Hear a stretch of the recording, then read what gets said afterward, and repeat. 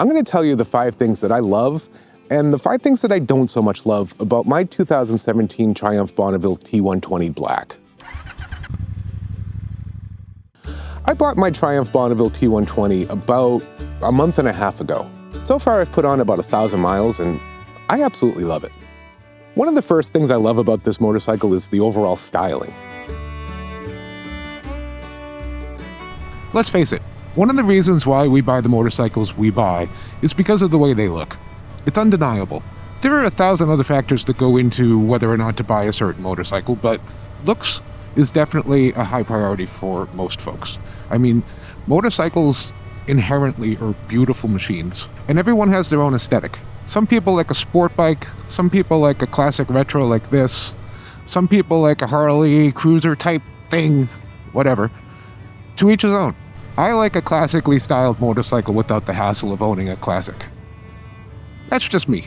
For me, the Bonneville ticks every box in that category. I just think it's a beautiful machine. I especially like the black version that I have. I wasn't always a blacked out motorcycle type person, but when I bought my Vespa, I bought the model that basically has a blackout package. There's no chrome on it. And I gotta tell you, I've come to really appreciate it. I've come to actually prefer it. I think chrome can look really cheap sometimes. And when it's overdone, there's nothing worse than just overdone chrome on a motorcycle. Another thing that I love is the riding position. It's comfortable. I'm not an elderly person, but I'm certainly not a teenager. One of the reasons why I love this motorcycle so much is the riding position. It is probably one of the most natural riding positions I've ever experienced on a motorcycle, or even to a certain extent my scooter. I could ride this Bonneville for hours and not feel any back pain, not feel any butt pain, or not really feel an overabundance of numbness in my hands and arms. I will say that I am experiencing some numbness. I kind of always have on motorcycles, and this one's no different, and it does seem to be manifesting itself sometimes at night when I'm sleeping. I can feel my hands go a little bit numb when I'm sleeping, so I'm kind of working on that. I'm going to look into some gloves that might help. I think I've got a little bit of the carpal tunnel. And that comes mostly from my job as a computer programmer. I spend a lot of time on the keyboard, and I don't think that's helping, is what I'm saying. The sound that the Bonneville makes is kind of like no other motorcycle. It is beautiful. I don't know how well you can hear the sound as I'm riding. I have a microphone rigged up under the seat. But I'll give you a better example. Here, check this out.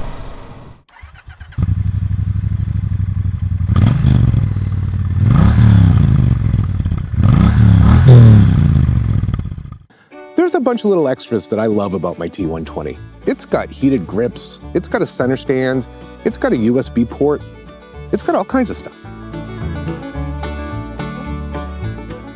One of the things I absolutely love about the little things here is the heated grips. I don't have heated grips on my scooter, but I guess they came standard on the 2017 Bonneville T120, and I gotta say they're life-changing.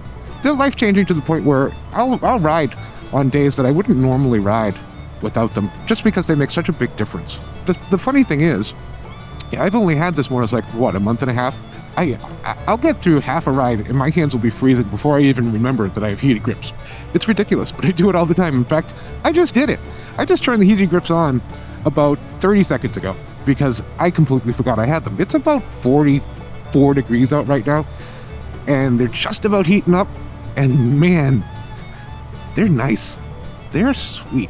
What I do is I turn them on high, and I let them get nice and toasty, and then I put them on low, and then we just cruise. If you keep them on high, they can get so hot that it's almost uncomfortable, which is kind of cool.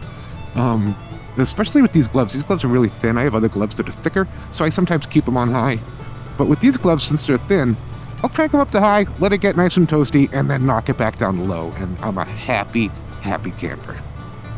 Oh, baby. Another thing is these bar end mirrors. I've never had bar end mirrors before, but these are something. I mean, look at them. They're tiny, right? But they work. They work great. These are Triumph branded bar ends. I'm not sure if they came original with this motorcycle or not, or whether the previous owner added them on. But they're cool. I really, really dig them. I love the way they look, and I actually really love the way they function. I am definitely thinking about putting a set of these on my scooter, just because I don't know, they feel more natural to me for some reason. I can't really explain it, but I dig them. The 2017 T120 also comes with a USB port, which is very nice. It's under the seat, which is strange to me. Maybe not to you, but to me it's really kind of strange, to be honest. But it's close enough where you can run a cord from that USB right up under the seat next to your tank and plug an iPhone in, like, you know, in your bag here or something. And you can even, you know, plug it. It'll even go as far as to go into the mount. And then you're good to go. You can charge your device. You can keep your GPS on and not have to worry about the battery running out and stuff. It's pretty sweet, I gotta admit. The other thing that this model comes with stock is the center stand. I happen to think it's criminal to not include a center stand on a motorcycle. How do you clean your chain? How do you do any real maintenance to your bike if you don't have a center stand? Luckily, this Bonneville comes with a center stand. Makes me a happy camper. It's just another reason why I love this motorcycle. One of the things that I love the most about the Bonneville, though, is the clocks. The speedo and the tachometer. With the digital readouts down the bottom, it's perfection to me. There's something so classic yet so classy and right about the way they did these things. I just can't even, I don't even really know exactly how to explain it, but I'm not a big fan of all digital, first and foremost. And I'll tell you why. I have this theory, and I don't think it's a theory, I think it's actually kind of a fact, but go with me here. I don't know, I'm not a scientist. So you look at a wall clock, right, to get the time. Yeah, you can see that it's 10 minutes of 9, but you can also feel that you have 10 minutes left until 9, right? There's something about being able to physically see the hand and knowing what comes before it and what comes after it. It gives you a better sense of time. If that sounds ridiculous, yeah, it probably is. But I think it's true, actually, right? If you look at a digital clock and it says 9:50 or something, okay, you know the time, but you don't have context. It's all about context. These clocks give you context. You can tell where you are on the speedo. I don't care if I'm going 40, like how fast is that relative to the rest of my available speed? I don't know, maybe that doesn't make any sense. All I'm saying is I really love these clocks. I think they're gorgeous. They add to the retro style, but they're not so retro that they're like just there for decoration. They're absolutely useful and beautiful, and I love them. All right, that's it for that. Like anything in this world, nothing's perfect, and there are a few things about the Bonneville that I don't exactly love. I think my biggest gripe, and it's not necessarily a gripe because I knew what I was getting into, is the fact that it's got tubed tires. I would definitely prefer tubeless tires. Tubed tires are probably good for some folks. I don't know why or what circumstance would lead you to need tubed tires over tubeless. But for me, I would prefer tubeless. If I get a flat, which is highly likely since I ride a lot in the city, there's a good chance that I'm gonna have to have this thing flatbedded to a dealer or something to have a tire changed. Whereas, if I had tubeless tires, I could patch it on the side of the road and be on my way. Along those same lines, it's got spoked wheels, and they look fantastic, but they are a total pain to keep clean. I love the look of the spokes, I really do. And if I bought this motorcycle new, they'd be nice and shiny. Mine are not nice and shiny. They have a considerable amount of rust and brake grime and stuff like that on them. I've tried a number of different things to clean these spokes, but I've had no luck so far. I tried Scotch-Brite pads, I've tried Rust-Oleum rust remover, I've tried wire brushes, I even took out the Dremel and started going at it with the Dremel. Nothing seems to be working. If you have any suggestions on cleaning these things up and keeping them that way, let me know in the comments. This might be the smallest nitpick in the history of nitpicks, but the gas cap on this drives me crazy. So when you go to take the gas cap off, you gotta figure out how to open that thing, and then you gotta hold it while you turn the key, right? You can't take the key out, so now you have to turn the whole thing with the key in it, which is gonna scratch your tank probably if you have crap on your keychain like I do. It's a little thing, I know, but it drives me a little crazy, that's all I'm saying. Like just about anything that's being produced these days, the Bonneville has its share of plastic that I could really do without. I understand that things are made of plastic these days. Fair enough. And I understand that there's a cost savings in a plastic fender versus a metal fender. And maybe there's some sort of structural integrity benefit. I don't know. All I'm saying is, give me metal. I'll always pick metal over plastic. It's just me.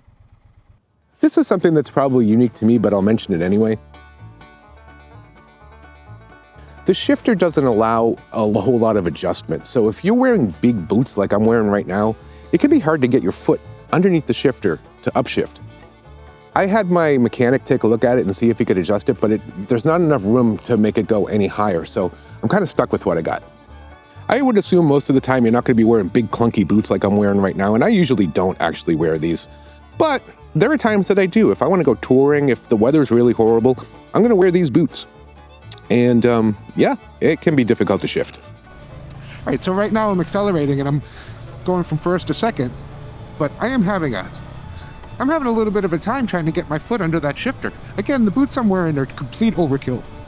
But there are times that I want to wear these boots. And so when I want to shift, I actually have to kind of hunch up on the bike a little bit like this and then get right under there. And then put my foot back, and it's fine. It works. I'm not complaining. I am a little bit. But that's not the bike's fault. That's my fault for wearing stupid boots.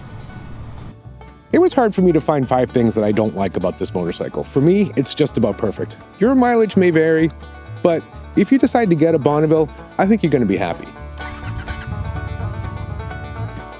Thanks for joining me, and if you like this video, please consider clicking the like button and subscribing to my channel. I'll see you on the next one.